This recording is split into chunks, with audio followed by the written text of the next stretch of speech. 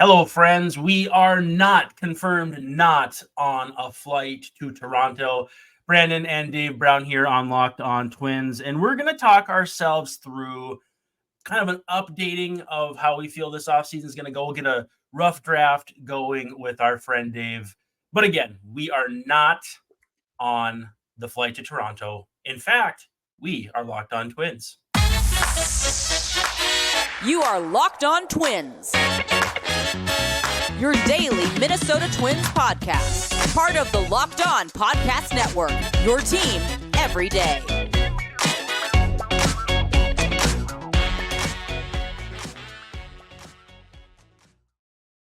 Hey, what do you say? Thanks for making Locked On Twins your first listen every day. I'm your host, Brandon Warren, and you can unfollow me on Twitter at Brandon_WARNEN. Joining me, as always, our great friend, Dave Brown, at Answer Dave Brown on the X. What's up?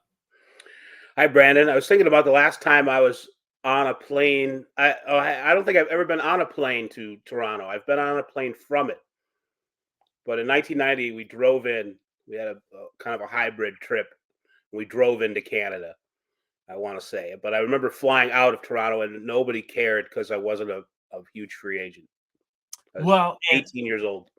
Was 1990 the year Cecil Fielder hit all those home runs for the Blue Jays, or was that 1992? No, it's 90 because 92 the DH would have been Dave Winfield or Paul Molitor. No, Dave Winfield in 92 and then Paul Molitor after. That's because Winfield went to Minnesota. That was the year, though, that, Cecil, didn't he just go nuts up in Toronto? Yeah, he did. Was it 90 or was he still? No, I think 89. 89 was the year he came back, wasn't it? And he was huge for the first time. You know, I didn't prepare for this, Brandon. I want to know my Cecil Fielder history, but no, I missed it. 1990, he hit 51 homers, but for Detroit. So yeah, that was his big U.S. return. He had left Toronto before you got there. Yeah. Unrelated. He and Fred McGriff were around at the same time. That was amazing, and they didn't know what to do with either of them. Yeah. How do you like that for a couple of great players next to each other that you can't figure out? So they get rid of both of them. Anyway, again, thanks for making Locked On Twins your first listen every day. We're free and available wherever you get your podcasts, also on YouTube. And, of course, as part of the Locked On Podcast Network, it's your team every day. We love our active listeners, the thumbs up in the comments. I see you, Mr. Thumbs Up in the comments, and I appreciate you. But, yeah, hit the subscribe button. 5-star reviews are huge for us on iTunes. It feeds the algorithm that we have no idea what actually it does. Today's show brought to you by FanDuel. Make every moment more. Right now, new customers get $150 in bonus bets with any winning $5 moneyline bet. It is $150, and all you have to have is your team win. Visit FanDuel.com/lockedon to get started. Dave, this is not Locked On Toronto, and we are not locked in a flight to Toronto, but neither was Shohei. I always say Shohei. We got to fix that. Shohei Ohtani. Yeah, I do. It's really dumb. Shohei Ohtani was not on the flight to Toronto. In fact, it was a person we all know very well, one of the guys from Shark Tank. So I don't like that show, but yeah, I know who it is. Yes. No, I know. I mean, you don't like that show because A-Rod's on it, right? Oh, right. Well, I just don't like their smarmy attitude. I just, I'm sure they're very wealthy, but other than that, they don't have anything going for them, those personalities. Well, and Minnesotans like us were like, one of us for A-Rod because he's part owner of the Timberwolves now. You know, it's right. It's not the Canadian guy, one of us, because we're Canada South. Canada, yeah. Right. But yeah, it just the Ohtani situation that unfolded yesterday. I don't necessarily want to talk to you about specific people involved, but the journalistic practices therein. Because I think what a lot of people don't understand about the role of a reporter, a role that yes. filled capably, and I have filled replacement levelly. The fact that it was presented as sources, multiple, to me is problematic because that means multiple people either fed incorrect information, or liberty was taken with the concept of source versus sources. I know the old adage is multiple sources. You want to have at least 2 or 3. And in today's age, I don't know that really exists. But as far as how this was handled journalistically, and I mean at large, not anyone specifically, what were your gripes? Well, it's one of those situations where we being you and I, the public at large, we don't know exactly what happened. Was it a situation where there was a reporter who people trusted, Yep. who said Otani is on this plane? This reporter got bad information. Now, some people wonder, well, was he like making it up? I don't think so. I know that happens sometimes. Yeah. I know the reporter a little bit. We're not good friends. It's hard to imagine that he would make it up. I mean, I choose to believe that he was lied to, or it was a lie, or it was a mistake or something, and he went with it. And it's hard to believe that like 2 people lied to him. So he did say sources tell him, and it's hard to believe that they were both wrong. Right. So I don't know. It just doesn't look. People are cynical, and they're gonna think he's just doing it for clicks, and it isn't so far fetched that I wouldn't believe that. And that part troubles me, and it kind of hurts my feelings a little bit, because that all makes journalism look less have less integrity than people even think it already is lost. So that's kind of a sad part of it for me. So I sort of look at it a little bit, not only from the outside, like everyone else wondering where Otani's going, but from the inside, as somebody who, would like to think that they wouldn't make up a story like that, or be sort of led astray into announcing it. Obviously, he made a huge mistake. And some of it, it was a kind of a fun thing, though, until, other than putting that in perspective, I think it was kind of fun to think that Otani might have been on this plane, and people were watching it sort of like, those college football moments where, Yep. what coach is on the plane. That's what it reminded me of. Like, is the guy got to go to Georgia or Mississippi State or whatever? But it's troubling to me that either this person made it up or was led astray. I can't imagine that it was 2 people telling them that it was Right. Otani on the plane. One person, I could believe that. And then, like you said, reporters are supposed to have a source, and then at least one more confirming it. You didn't get that. Right. So it's kind of troubling. I'm a little inside baseball right now on my feelings, because it's really sort of disappointing that it came to that from somebody like that. It's not one of these kind of vague, faceless Twitter accounts that sometimes get things right. MLB dorks. Exactly. Not Something on real. Reddit or somebody like that, with a funny name that you don't want your 6-year-old to repeat. That's one thing. But this is a person who works for MLB Network, and I'm just kind of bummed about the whole thing there. So I don't want to bring it down a little bit, but No. it is. Yeah. Well, before we head into break, and this isn't locked on sports writing, but can you help convey why people who are classically trained in journalism are so fiercely protective of it? Because here's the deal. I've had situations where liberties have been taken with my work, and people have accused me of being petty over it. And I'm like, no. For a creative person, that's their license. Now you take into consideration, like, if you're a journalist or a classically trained journalist, you believe in the truth, you believe in chasing the truth. And so anytime that someone in that arena blurs those lines, it's a big deal. It's not as simple as, oh, it's no big deal, something happened. Like, Right. that's why we take it more seriously. And I think maybe people don't understand the seriousness with which people who have journalism backgrounds take these sorts of things. Well, I think one thing about the whole process that people forget or don't realize in the first place with sources is that even if it's kind of minor stuff, and you say, well, sources tell me that this person is signing with the Twins today.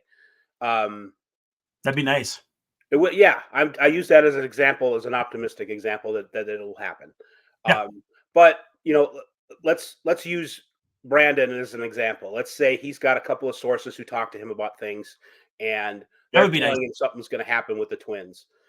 The reason that he wants to protect the identity of those sources is so that people don't work backward and figure out who the source is, because maybe he's talked to them on other occasions and it's been not anonymous. So Yeah. he wants those sources' names to be protected, so they feel comfortable giving him information about things that are going to happen. And it's important to keep their anonymity there so they can continue to function at work and do all their other things, if they're in an organization or whatever, that so they don't have to worry about their bosses realizing that they're talking to the media off the record about things. So it's for everybody to continue in their jobs normally, we want to keep those sources private. So I don't agree with people who think that anybody saying sources is bad. I don't think it is. Right. And so that's sort of step one. And the other thing is, if Brandon were to go out on a limb and say, I have two sources and they're telling me the Twins are going to make a trade for this player, and then it doesn't happen, that makes Brandon really look like he doesn't know what he's talking about. And that's not what any journalist wants. That you lose their credibility, you probably eventually lose your job, and the fans lose a conduit to what's going on in the world. It's very useful to have for Major League Baseball as an industry to have people giving information about what's going on behind the scenes, because they're not going to tell us everything. The teams, for lack of whatever, they lie to us a lot for their own benefit, and that's in a way fine for them, because they have to play their baseball games and do things that way. And the press is supposed to be kind of a way to get at the truth, and sometimes the only way to do that is to do it in secret. So it's kind of a funny contradiction, paradoxical world, but when it works, I think it's good for the fans. And then when it doesn't, and when we have something like this happen, especially with a person who's not really given in the past to making outrageous claims, it's kind of hurtful on all fronts. And we're not better off for it. What ended up happening here with Ohtani. Right. Okay. Well, we're going to come back. We're going to talk about your ideas. You've kind of had time to get the lay of the land, what you think the Twins need to address. I'll kind of move along too, because I have obviously adjusted my expectations with the idea that, some of the guys I wanted have signed, so on and so forth. But we'll go through all that here in just a second. But first, a word from our friends at FanDuel. So as the weather gets colder, the NFL offers stay hot on FanDuel. Right now, new customers get $150 in bonus bets with any winning $5 moneyline bet. That's $150 if your team wins. So if you've been thinking about joining FanDuel, there's no better time than now to get in on the action. The app is incredibly easy to use, and there's a wide range of betting options, including spreads, overs and unders, player props, and more. So visit FanDuel.com/lockedon and kick off the NFL season. Again, you can get $150 in bonus bets with any winning $5 moneyline bet. So it's just $150 in bonus bets if your team wins. FanDuel.com/lockedon. FanDuel is an official partner of the NFL. All right, answer Dave Brown. We are into the bullpen, and lots of things going on, not Shohei Ohtani related. Lots of things going on. John Morosi tweeting. How's that for a segue? Jorge Polanco drawing interest in the last week. A lot of dots being connected in the sense that Twins flush with middle infielders at least near or MLB ready and in need of pitching. So you start kind of poking around. Hey, maybe the Mariners want him. Maybe there's a number of different teams who could be interested in a guy who is making a reasonable amount of money. I think it's like $10.5 million for the final year of his deal after his option was exercised. So it's, again, a good kind of way for us to drift into discussing your ideas for what you would do. Now, let's go foundational. How much has your thought process about the 2024 Twins changed?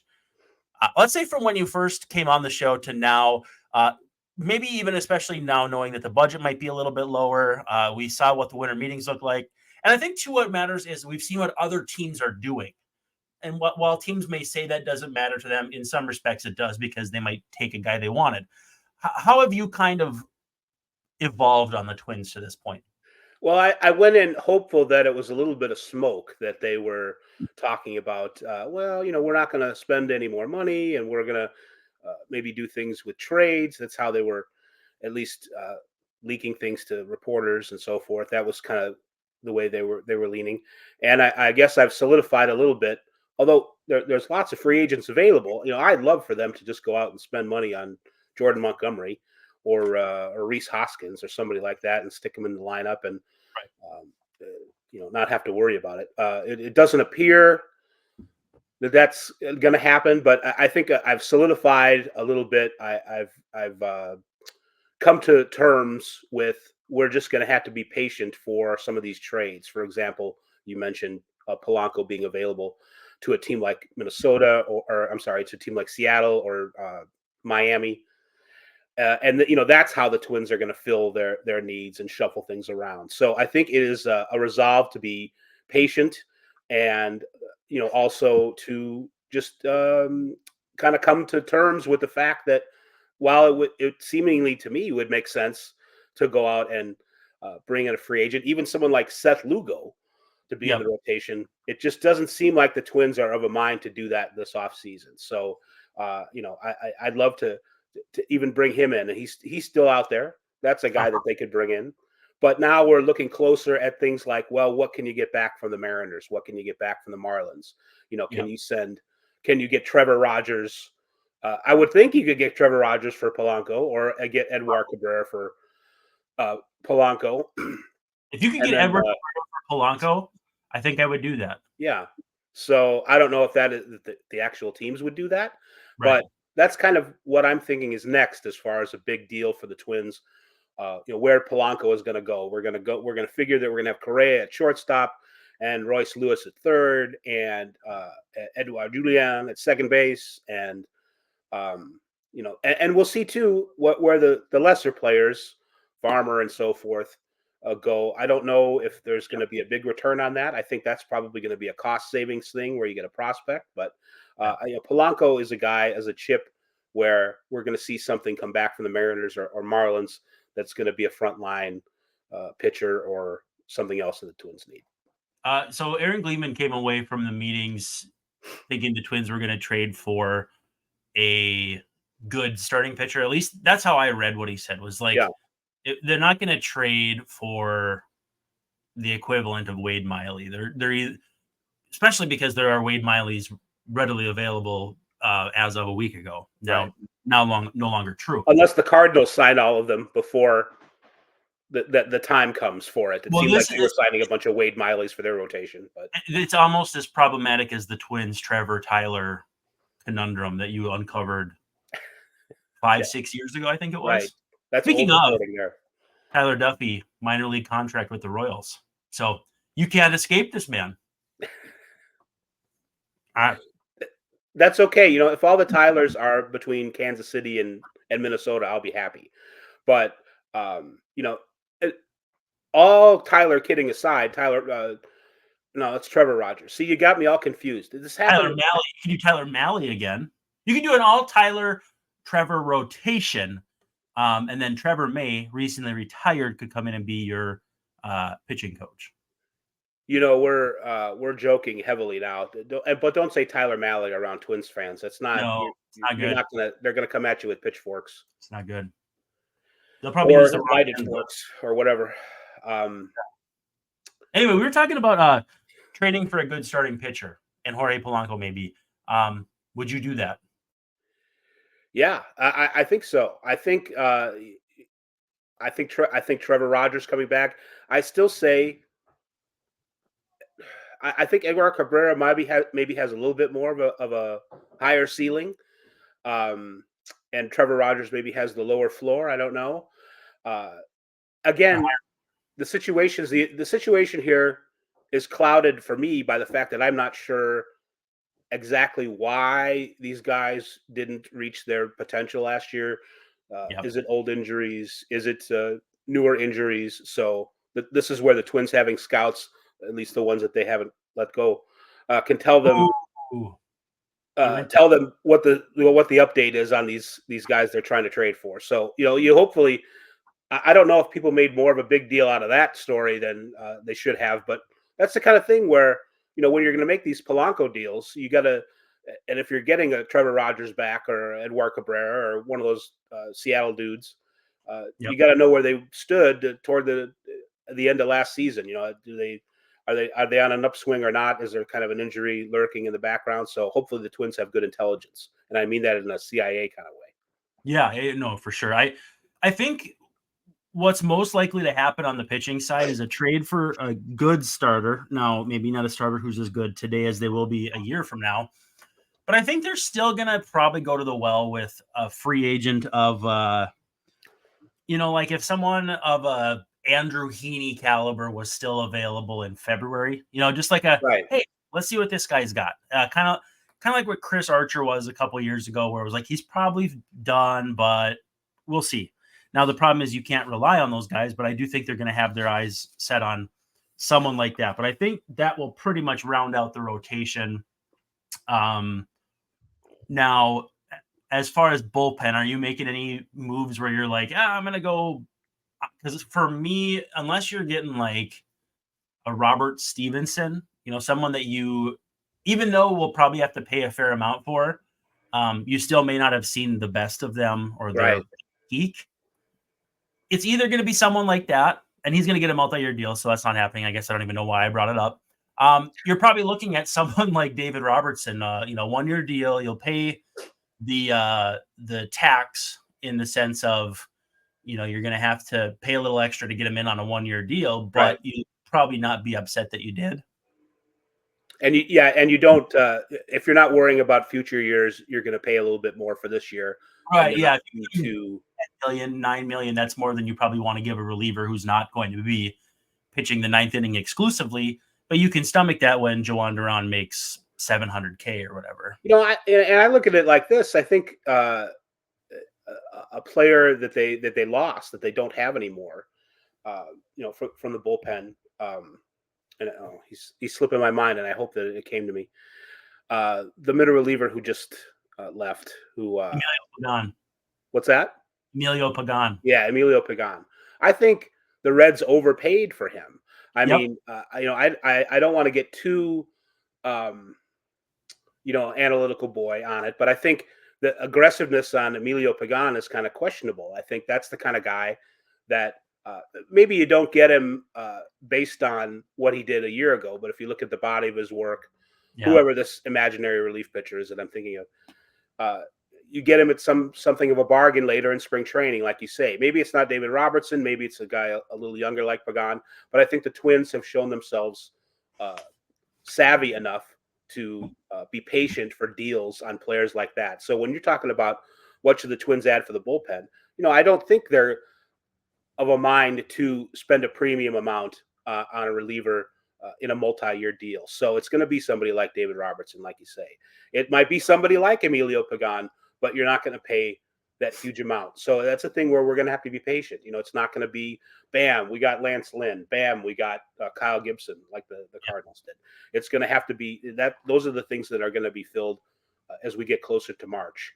So I think, you mentioned Aaron Gleeman saying, being of a mind that the Twins are going to be aggressive with the trade. I think that's where we're going to see something relatively soon. The other moves, I think, are going to be something where we're going to have to be patient on them And so it's going to be like every week on Locked On Twins. Well, have they done anything yet? Well, just one more week, and then maybe something will break. So it gives us something more to talk about, even if it's the same thing every time.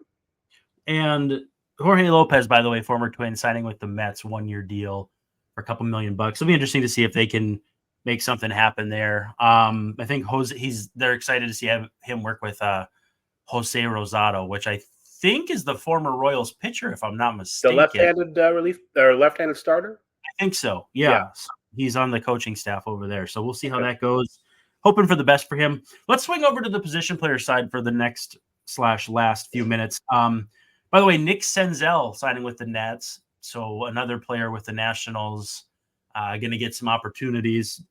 Could have been of interest to the Twins. But again, we're talking about all the infielders the Twins have. Well, Senzel's a good player. I know you liked him, but that's a good Candelario-ish like signing for Washington. They want a guy to bounce back. But I want to bring up Candelario, by the way. The Reds signing him was surprising as well. Yeah, the Reds are doing some. I think I've seen a criticism of it, like, I'd rather that the criticism was, I'd rather the Reds sign like a $20 million pitcher. And I would kind of agree with that. I think rather than the depth pieces that they've added, I don't know if that is going to serve them. Kind of like how I feel about what the Twins really should do. The problem with that is it's not just $25 million. It's like $25 million over 3 years or 4 years. Well, and I think it may speak to the fact that the Reds probably want to see less and less defensively of Spencer Steer and Christian Encarnacion Strand, former Twins prospects who are bat first guys. Well, they can't freeze them both out. Somebody's going to, there aren't 2 DHs in the National League now. So, maybe you put Spencer Steer out in left field and hope the ball doesn't get out there.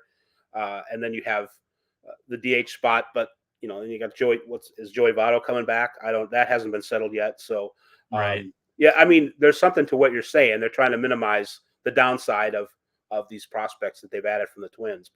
But I still say that it might be better to, spend a little bit more money on a frontline guy rather than a depth piece. But, Senzel's going to be good.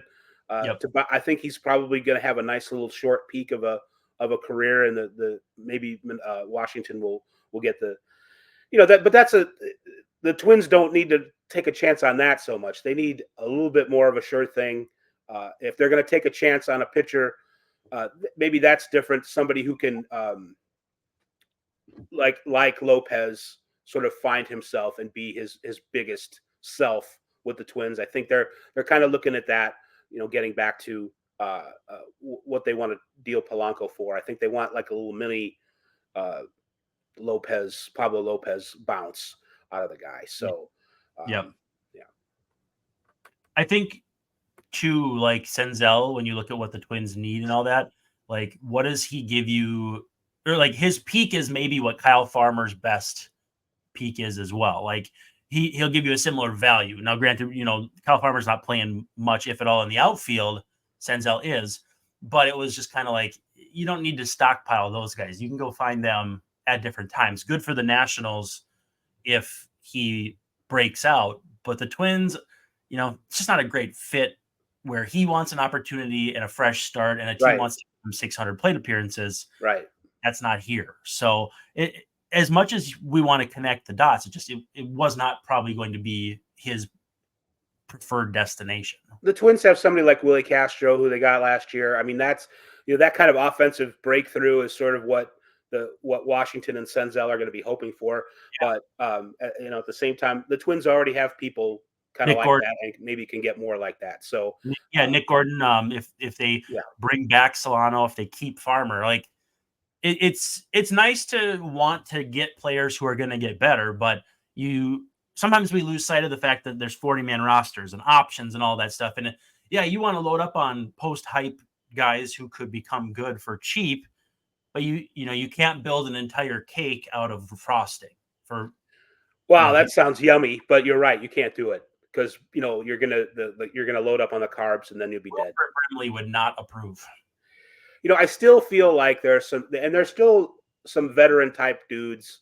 Eduardo Escobar, Gio Urshela. I mean, he's not. We'll see about his health, but there are players like that you can bring in who have a track record if you feel like they're going to be able to bounce back in free agency and good in the clubhouse. Besides, like sure. Solano a year ago, it was like nobody's going to be upset that Donovan Solano is on this team. This is another case where we're going to have to be patient because most of the free agents haven't signed yet. Larry Garcia just signed with the Braves, so he's out. I think that probably doesn't bother anybody. Was he in? I don't think he was ever in. That's true.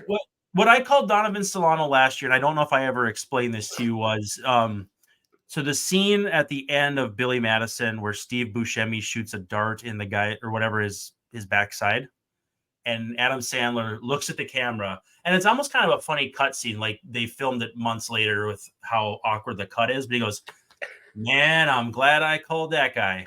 Donovan Solano was the man I'm glad I called that guy player last year, because when he signed in, I think it was February, everyone's like, what?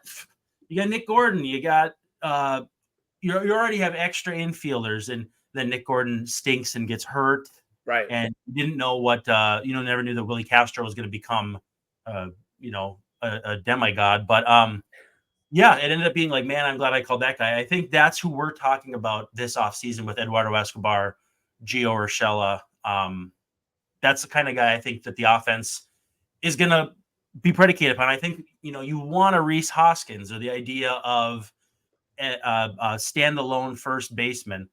But I think what we're going to keep coming back to is positional versatile guys who may or may not make a ton of money, or a Ty France that you can trade for because Jerry DiPoto likes to play hot potato with his roster.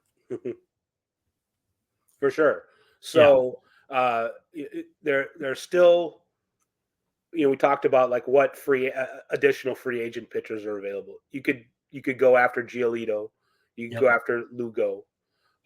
You could go after Sean Manaea. You could maybe try and take a bounce back on Frankie Montas. I would. There's still options like that available, and there's still the thing that there's all kind. What the winter meetings did, if nothing for, or if very little for giving us instant gratification. Yeah, it's where another function of them. It's where a lot of the groundwork is laid. You get to meet the other guy in person, the other GM, the trade negotiator in person, and you set the stage for what eventually becomes a deal later. It's just not something that happened last week. So we could be closer to fruition on other ideas that the Twins have been working on. That's why maybe something with the Marlins might happen now, because they've met in person. They've got a better idea. They've got like parameters of what the other side's willing to expect in a trade. So I think something is going to break pretty soon. Good. Well, we'll be here to recap it for you. Come hang out with us every day, and we love having you. But for Dave Brown, @Answer Dave Brown on X, this is Brandon Warren signing off and saying thank you so much for hanging out with us on Locked On Twins, and we'll see you tomorrow night.